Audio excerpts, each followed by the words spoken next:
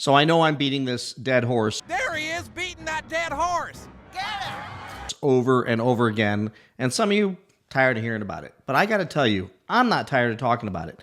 It's entertaining. It's, if anything, you can come watch this channel and just be entertained by this. And it's not me being petty or nasty or crappy or just crapping on Dodge or anything. It's just sharing with you. Like, this is a moment in time in history when an automaker created something that is such a colossal piece of crap that people are literally giving the middle finger to the car. And you'll see this in a second. Like, they are so mad, so angry. And I peruse these groups and I can't help but to keep watching. And it's astonishing how many people are angry, how many people are getting screwed and feeling maligned and just ripped off. It's insane. It's so incredibly shocking that I'm blown away that Dodge has not got up and said anything. And I don't know about you all, but I've looked and I haven't seen or heard from Matt Gallier in a while. So Matt, I think it's time to step up and just at least acknowledge that this thing is what it is, because more people are walking into dealerships and falling for it. They're literally buying these cars. I looked up the definition of bravery, and the definition of bravery has changed. Is when you look it up and you Google it, it says, it's a noun, knowingly buying or leasing a Dodge Charger Daytona EV after reading the reviews. Could also be easily confused with stupidity. So before you all come and say, oh no, it's just stupidity, they're stupid. Okay, I think you almost have to be to end up in one of these things at this point and not seeing any of my videos or other videos out there, or even seeing the posts within the groups, also groups on Reddit, on the Daytona owners group. I mean, it's like almost everyone's dealing with this. So it's gotten to a place of downright just utter insanity. And I saw one last night and I thought it's video worthy because, you know, if for any reason, anything other than just me reaching out and being able to jump into an algorithm and help someone who's still thinking they're going to be the one to escape the bricking, to escape the issues. And these issues are different than other issues that people have been experiencing on these Daytona Charger EV things that made it worthy of a video for me to have this conversation with you all. And frankly, if you want to watch the rest of this because it's kind of entertaining, I appreciate you. And like and subscribe. If you're shopping for one of these things, at the very least recognize that you might want to go and do other brave things, like wrestle some alligators. You'll come out of that better off than it looks like you're going to come out when you buy a Dodge Daytona Charger EV.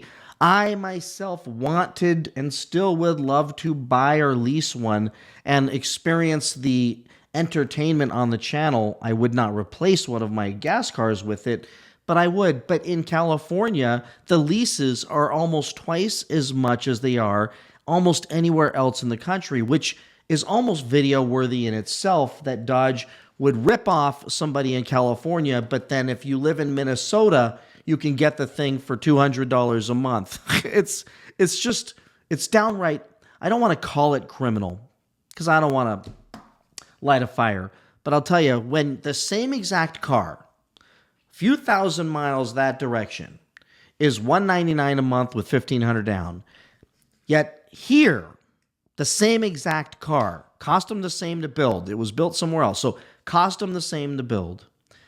Here is getting quoted $700, $800, $900 a month with $3,000, $4,000, $5,000 down. Something's wrong. Somebody's screwing somebody. But set that aside, and let's jump in and talk about this guy. So we'll go back to my screen here, and I just thought I'd share this one because it's just astonishing. So I know I do a video on this probably once a week, and I probably will for a while. So thanks for jumping in and watching it. But this man, Nicholas, I went back to May 10th when he made his post in the group, and I swear there's so many of these. They join the group, and they're so proud and excited having bought the new car, as I would be too, because buying a new car, at least in my world, is an exciting event, because it's usually a cool car.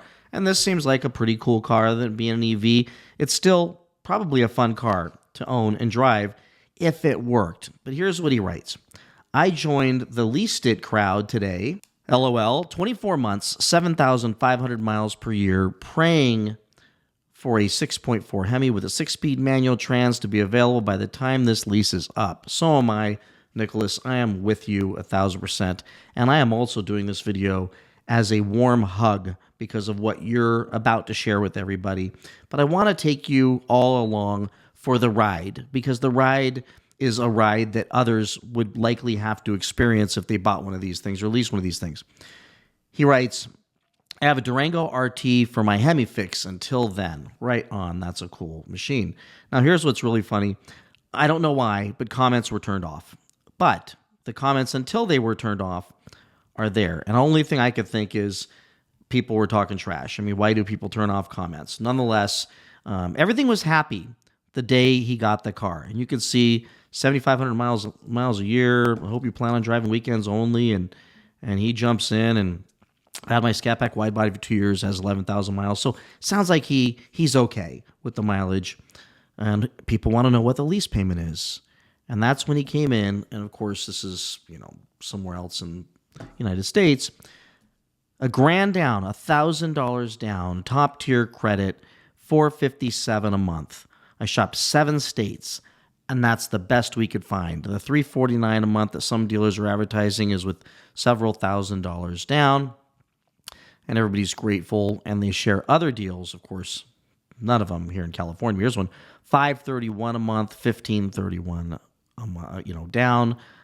But that's for an RT, so it just seems too much, because if you go to some of these other states, it's just so much less. So he got a good deal. It sounds like he got a fair deal, and he got a beautiful color. This peel out orange is awesome. Probably would be my favorite color if I can get one of these things and torture myself. It would probably be at least get tortured by a very beautiful looking car. So that's Nicholas. But here's the deal. I went ahead and just pulled up just his posts, and you come back down here. He's working on his charging. I mean, this is the excitement of getting a new car. That's day one owning it. He's going to get his charging squared away. He buys an accessory, a black stripe for his car. He's going to put it across the back, which frankly I think definitely looks good. I've seen cars where people have done that. Now remember, we've all done this with our cars. It's like that excitement of that first week. Remember, he's still very excited. Then he puts a post and he just says, anyone else have this issue? I noticed the top of the driver's door didn't quite align up in one spot the day I took delivery. The rest looks fine, and I was willing to live with it. But now it appears the door and door jamb are rubbing. It's down to metal. So this is the beginning, but it's okay. He's working through it. You can read the comments, and people are blaming it on, leaning on it, getting in and out. Take it to the dealer for them to fix. Alignment issue, definitely have it looked at ASAP. Got an appointment for Monday at 8 a.m. Awesome, Nicholas. He's going to work through it. Not the end of the world. First year, first run of a car. Build quality issues. No big deal. They're going to fix it, right? We're going to be fine. His comments are turned off on everything after a certain amount of comments. Then this post, which is just a beautiful, touching post. My Durango RT was at the auto dealer, which happens to be in Mexico, and I needed to pick it up. My dad rode over with me. I wanted to let him get a chance to drive the Charger for the first time. I explained the power shot and the drive modes to him. We got up halfway home, and there was no traffic, so I pulled over and said, let's line them up. We counted down, 3, 2, 1, go. Surprisingly, my Durango pulled about a car length on the Charger, but at about 60 miles per hour, the Charger came by, left me sitting. He didn't let off the Charger until 117 miles an hour. I let out of the Durango at about 90. When we got home, he was smiling ear to ear. Man, that Durango sounds great, but this Charger, okay, I want one. He said, I realize if he and I switched seats, the race probably wouldn't have been as lopsided in the beginning, but it was still fun. Good old father and son bonding time. Absolutely, Nicholas. Great stuff. Love it. Makes me miss my dad. Lost him last year. So just love that, Nicholas. And you know what? You deserve to have that fun with your new car. Here's the last post from Nicholas, though. And I'm sorry, Nicholas. I'm not laughing at you. Like, I feel your pain. Like, I have the same level of temper. I've given the bird to a car before. and a few people in my life. So let's go ahead and read this post, and Nicholas has had it at this point. So a little time has passed. This is literally today. It's 23-hour ago post. So, let's say yesterday. So I took my Charger back to the dealership. They adjusted the door from where it was misaligned, but Stellantis refused to pay to repaint the door jamb where it's damaged while it was there. I reported the passive entry not working at times. Also, that hatch button doesn't work intermittently. They did 2 software updates on the car, gave me the speech about how the hatch button only works a few times per cycle, brought the car back home, and now the hatch button never works. The passive entry never works. I hit unlock on the fob, and the driver door will open, but the passenger door will not unlock. I have to open it from the inside. This car is a POS. Y'all know what that stands for. I leased to see what it was all about. 6 weeks in, I know all I need to know. Dodge is dead. Have another appointment scheduled. And here's his feeling about this thing. And the door's still screwed up. And here's where it was rubbing. And they're not willing to fix that. Well, Nicholas, I hope my video reaches somebody and they fix it for you. Here, look at that. That's unacceptable. Like, it's okay to say, hey, look, I'm sorry, it's a new car. Door was out of alignment. It happens. Happened at the factory. Happened, in service. Whatever. We leaned on the door. Make an excuse, but fix it. Fix it. At least it's just the door jamb. Pretty easy to paint. And frankly, that would be simple to handle, but they refuse to do it. So there's the rubbing, tearing apart this gorgeous orange paint, and he's got to live with this stuff. So takes us back to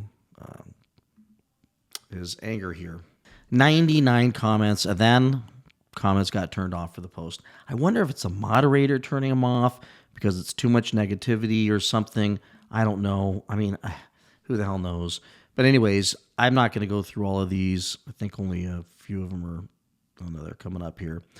But a lot of people disagree how he's getting treated by Dodge, and a lot of roasting of the car. And folks, you expect not to have problems. These cars are a mess, and it just gets bad. Lemon it out. I have a good lawyer. Yeah, these people are probably all sharing the lawyers. Lawyers are getting rich off of these things, I'm sure. But anyways, that's the issue this gentleman's dealing with, and I thought it was worthy of sharing the story, sharing the path, and sharing the definition of bravery or stupidity, depending on which way you want to look at it. That once people read these posts, I saw one further down where a guy said, I'm trading my Hyundai EV9 or whatever it is in on one of these because it looks so much better. And I've done my research. And I thought to myself, you did not do your research. The Hyundai is probably one of the most reliable electric cars. And it's from a company that's probably the only company out there next to Tesla that's figured out how to not lose money making these things. So you got a good car, albeit the most ugly one, makes Tesla look good. And here you are going to trade it in on this thing, and the guy's just walking right into the buzzsaw. So I'm going to keep sharing these as new scenarios happen, but the door alignment and hatch issues and things like this, it's just good for you to know. If you're thinking about leasing one of these, they're going to, and you're not in California, you're going to get a good deal. The lease is going to be cheap. But if you want to find yourself standing in your garage, giving your car the middle finger and being angry and frustrated that you went through this, thinking at the very least the company would treat you right and just fix the problem, repaint the door jamb, make things right, it could not go the way you think it's going to go. So I'm not hating. I'm sharing other people's stories. It'd be hating if I was making stuff up. I'm literally sharing real life stories to help people out there because I don't think I could call my channel a consumer advocacy channel if I didn't, at the very least, inform you all of some of this absolute insanity that's taking place with this car. Dodge, get a Hemi in it, go back to the old technology, make everything look better, and I think we'll be okay. We don't need all the complicated stuff. And frankly, you guys failed at the EV thing. Even the Grand Wagoneer S is a freaking disaster. So here's the deal. Get back to what you're good at. Put some engines in that are going to be reliable and get them to us at reasonable prices, and we will buy that stuff. I'm literally here for it. So with that, everybody, please like, subscribe, comment, share your thoughts, and I will see you all in the next one. Bye-bye.